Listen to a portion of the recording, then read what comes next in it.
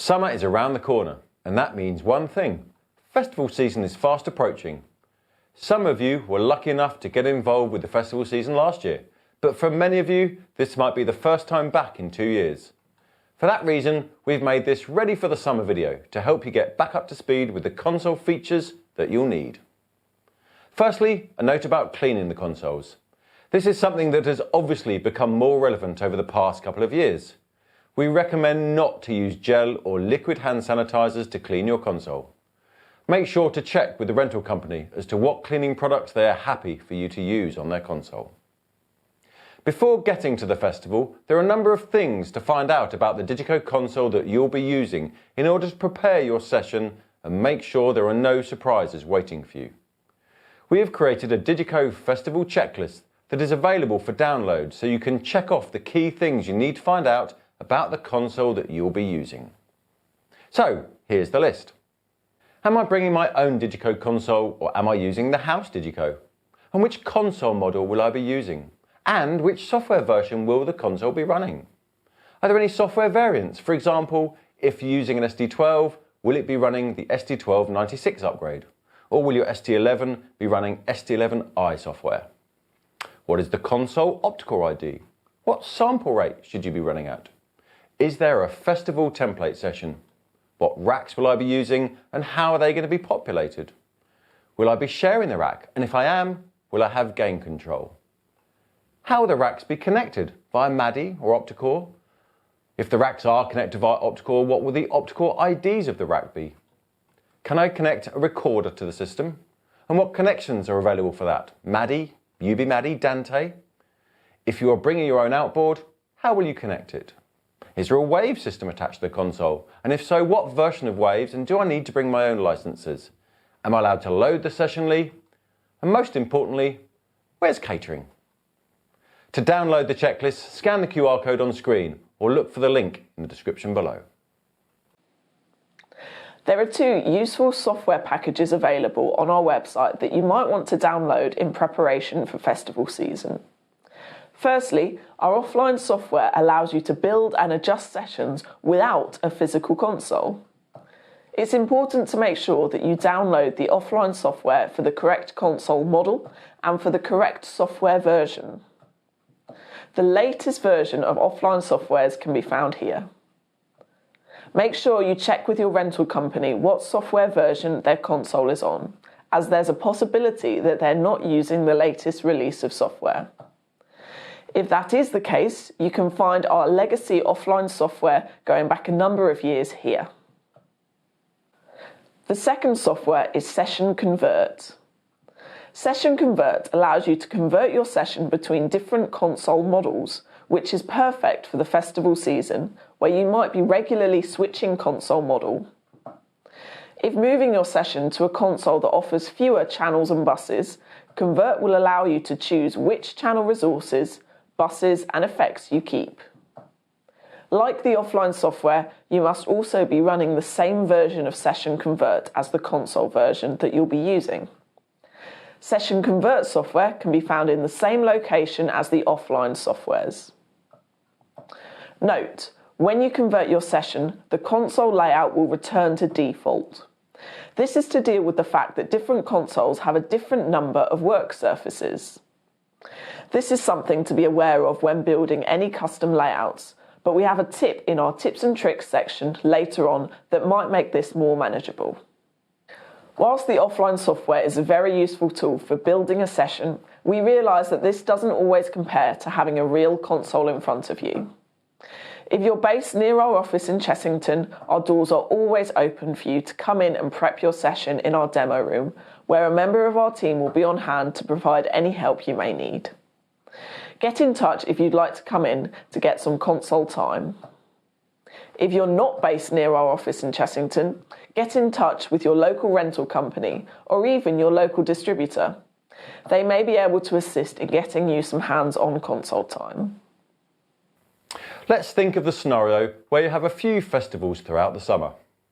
These festivals are all going to require a slightly different session, but you probably don't want to have to build a new session from scratch for each festival. Instead, here are some pointers on how to easily adjust your session for different festivals. Most of the changes are going to be based around the I/O setup.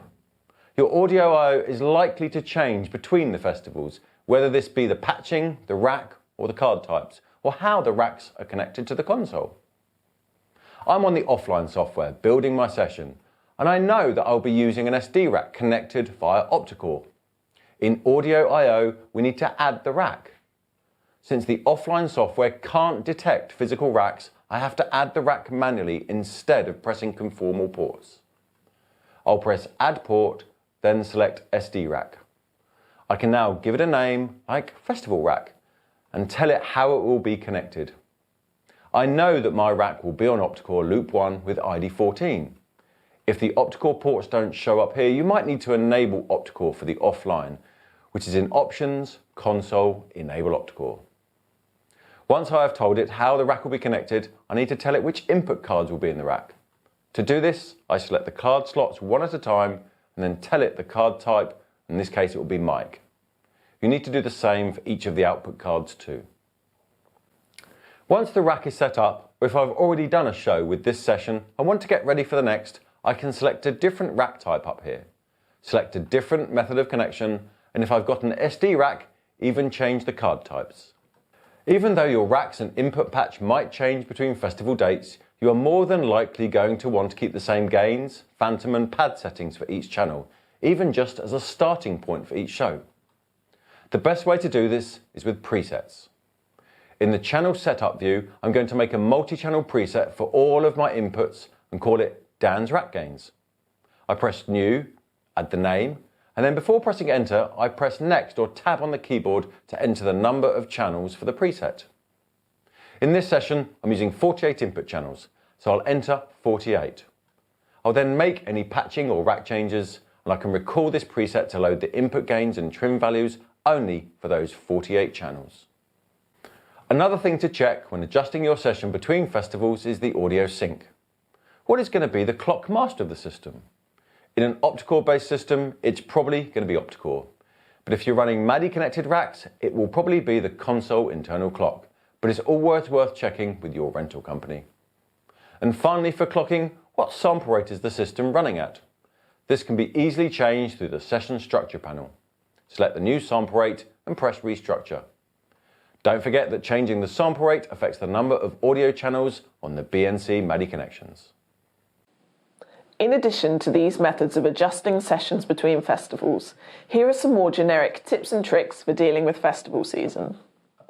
When saving a session, make use of the session title section to add notes about your session, which festival it's for, what sample rate it is. Don't forget to use the session notes panel. It's perfect for any comment about how your session differs from the last, or you could even add in a checklist to use when adjusting the session. A bit of an obvious one, but make sure to save your session to more than one USB stick. As well as bringing your session on a USB stick, email your session file to your audio contact at the festival before you turn up. If you're nice to them, they might have your session loaded and ready to go before you get to the console. On a side note, we recommend zipping your session file before sending it. You can use the copy backup function to move your session onto the console without loading it. To do this, go to Load Session and navigate to the session on your USB stick. Press Set Backup, then select the session. Notice how an asterisk appears next to the session. Finally, press Copy Backup. Now, if we look in the internal sessions, my session has been moved here without having to load it. If you have two sessions for different consoles that you're working on, you can quickly copy the mix settings, for example EQ, of all channels from one to another using multi-channel presets.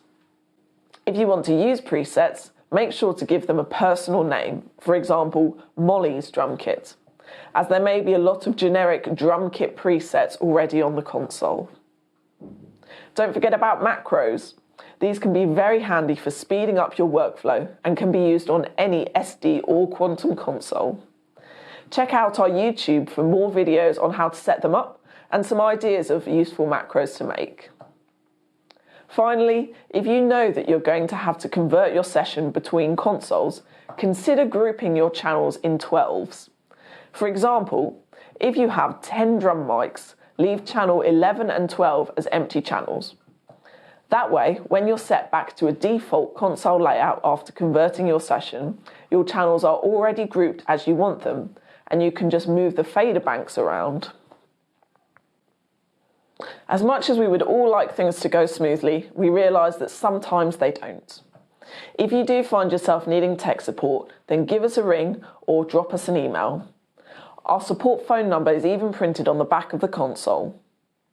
Don't forget to let us know which console you're on, what version of software you're running, and if you're emailing us, zip up your session file and send it over. As mentioned, the doors of our demo room in Chessington are always open if you need time to prep your session, or maybe just some time to re-familiarise yourself with the surface if it's been a while since you were last on a console. Get in touch with us if you'd like to come in. Hopefully this has been a useful video for you. We can't wait to see you using our consoles this festival season. Check the video description for links to the festival checklist and all of the softwares mentioned today. Don't forget to visit the DiGiCo YouTube channel, where there's lots of content on all console models to help you brush up on your skills and learn about the latest features.